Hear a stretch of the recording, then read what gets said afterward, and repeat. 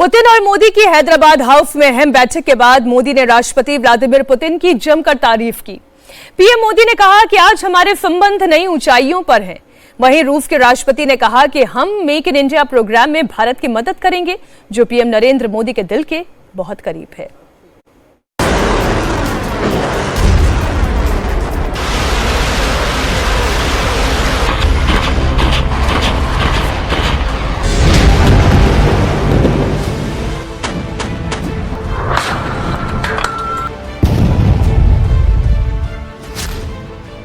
कुरुक्षेत्र में Putin, PM Modi का गीता ज्ञान।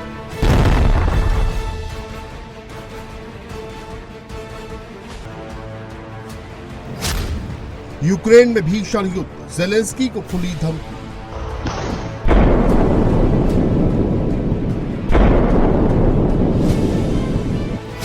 यूक्रेन पर बारूदी बवंडर, क्या ज़ेलेंस्की करेंगे सरेंडर? दिल्ली के हैदराबाद हाउस में कौन कौन सी डील फाइनल हुई? क्या S-400 के बाद S-500 के सौदे पर मोहर लगी? क्या ब्रह्मोस मिसाइल के अपग्रेड वर्जन पर बात पक्की हुई? क्या भारत को मिलने वाला है स्टील्थ फाइटर Su-57? क्या रूस देगा भारत को परमाणु पनडुब्बी? न्यूक्लियर एनर्जी और टेक्नोलॉजी ट्रांसफर पर क्या समझौता हुआ? तेल खरीद समेत दूसरे इकोनॉमिक सेक्टर पर क्या डील हुई? हैदराबाद हाउस में मोदी और पुतिन की ये तस्वीरें नया वर्ल्ड ऑर्डर सेट करने वाली हैं। प्रधानमंत्री मोदी के साथ पुतिन की ये बॉन्डिंग दुश्मनों के दिल से धुआं निकालने वाली है।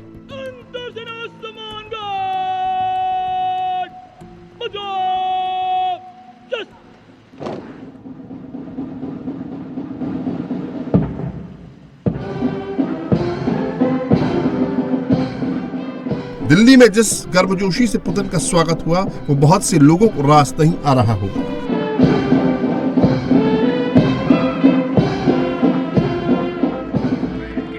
हैदराबाद हाउस में आज जब रूस के राष्ट्रपति पुतिन और भारत के प्रधानमंत्री मोदी आमने सामने बैठे तो पूरी दुनिया उन्हें सुन रही थी।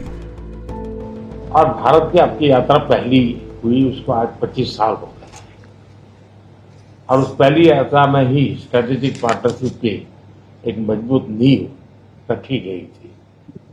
मेरे लिए पर्सनली भी खुशी की बात है कि आपके साथ मेरे परिचय को और संबंधों को उसको भी 25 साल हो गए हैं। एक्चुअली मैं मानता हूं कि ये जो 2001 में आपने जो भूमिका अदा की, एक विजनरी लीडर कैसे सोचता है, कहां से शुरू करता है और संबंधों को कहां तक पहुंचा सकता है, इसका एक उत्तम उदाहरण भारत रशिया के संबंध है। मोदी ने पुतिन के सामने विश्व को क्लियर कट मैसेज दे दिया। भारत विश्व का कल्याण चाहता है, भारत तटस्थ नहीं है, उसका सिर्फ एक ही पक्ष है, वो है शांति। एक सच्चे मित्र के रूप में हमें सभी चीजों से अवगत कराया है। मैं समझता हूं कि ये विश्वास बहुत बड़ी ताकत है और आपको मैंने अनेक बार इस विषय की चर्चा भी की है और विश्व समक्ष भी मैंने रखा है कि विश्व का कल्याण शांति के मार्ग पर ही है। हम सबको मिलकर के शांति के रास्ते तलाशने चाहिए और पिछले दिनों जो प्रयास चल रहे हैं, मुझे पूरा विश्वास है कि विश्व फिर से एक बार शांति की दिशा में लौटेगा। एक्सेलेंसी, पिछले दिनों विश्व समुदाय के सभी नेताओं से जब भी मेरी बात हुई और उन्होंने जब विस्तार से मेरे चर्चा की, मैंने हमेशा कहा है कि भारत न्यूट्रल नहीं है, भारत का पक्ष है और वो पक्ष शांति का है। हम शांति के हर प्रयासों का समर्थन करते हैं और हम शांति के हर प्रयासों के साथ कंधे से कंधा मिला करके खड़े हैं। मोदी की युद्ध नीति बिल्कुल साफ है, आखिरी वक्त तक शांति की कोशिश, नहीं माने तो युद्ध, और इस बात से पुतिन भी इत्तेफाक रखते हैं। За вчерашний очень добрый вечер, and for the yesterday's evening too was very good. Дружески в то же и за вчерашний очень добрый вечер, and for the yesterday's evening too was very good. Дружески в то же время очень добрый вечер, and for the yesterday's evening too was very good.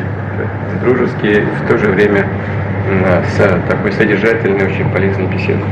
We had a friendly and at the same time a very substantial talk. У нас details about the events taking place in Ukraine. И что нами предпринимается совместно с некоторыми другими партнерами, в том числе с Соединенными Штатами, по вопросу возможного мирного урегулирования этого кризиса. And the actions we are taking together with some partners, including the United States, on a possible peaceful settlement.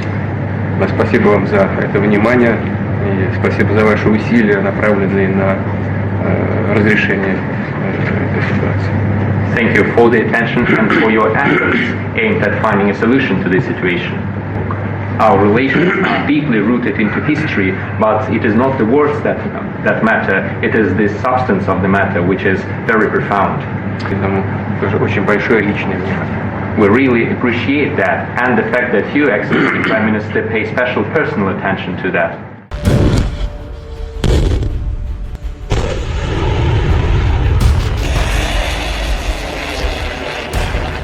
Hyderabad house में मोदी और Putin के बीच कौन कौन सी defence deal पक्की हुई, इस पर पूरी दुनिया नजरें गड़ाए बैठी।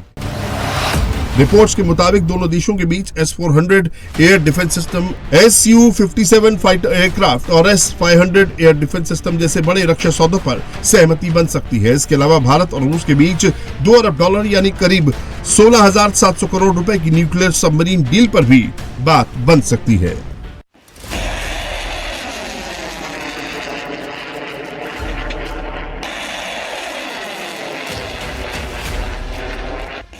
S-400 एयर डिफेंस सिस्टम के $5 अरब का सौदा पहले ही हो चुका है, जिसकी 3 रेजिमेंट भारत को मिल भी चुकी है। लेकिन अब भारत S-400 के कुछ और रेजिमेंट्स रूस से खरीद सकता है। ये वही S-400 एयर डिफेंस सिस्टम है जिसने इसी साल मई के महीने में हुए ऑपरेशन सिंदूर में पाकिस्तान के ड्रोन्स और मिसाइल्स को सैकड़ों किलोमीटर दूर जाकर आसमान में ही मार गिराया था।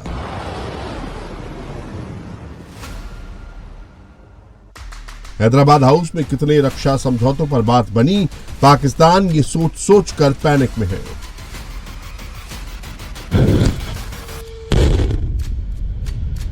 पाकिस्तान में पैनिक रूस के advanced air defence system S-500 को लेकर भी है। S-500 एयर डिफेंस सिस्टम दुनिया में किसी भी देश के पास नहीं है।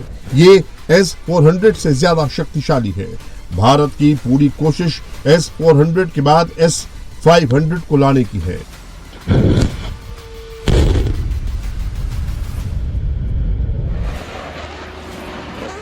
ये ऑपरेशन सिंदूर के दौरान पाकिस्तानी एयरबेस को उड़ाने वाली भारत की विध्वंसकारी ब्रह्मोस मिसाइल है।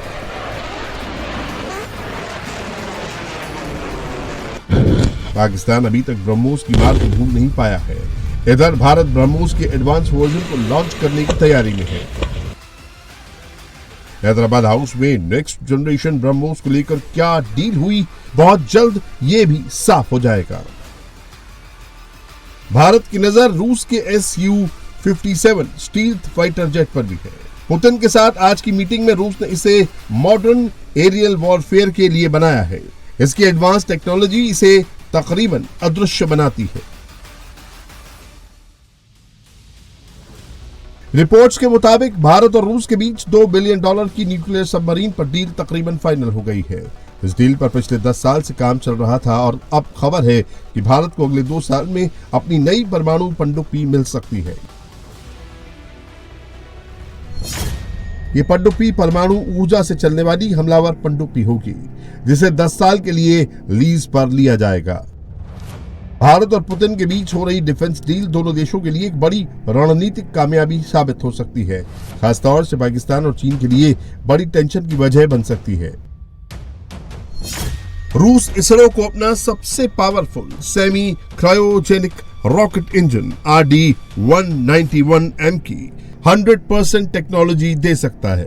अगर ये डील होती है तो ये भारत के लिए अंतरिक्ष प्रोग्राम में बहुत मददगार साबित होगी।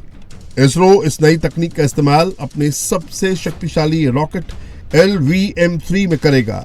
RD-191M इंजन लगने के बाद GTO पेलोड बढ़कर 6.5 से 7 टन हो जाएगा। एक बार में 2.5 से 3 टन से ज्यादा वजन अंतरिक्ष में ले जाया जा सकेगा।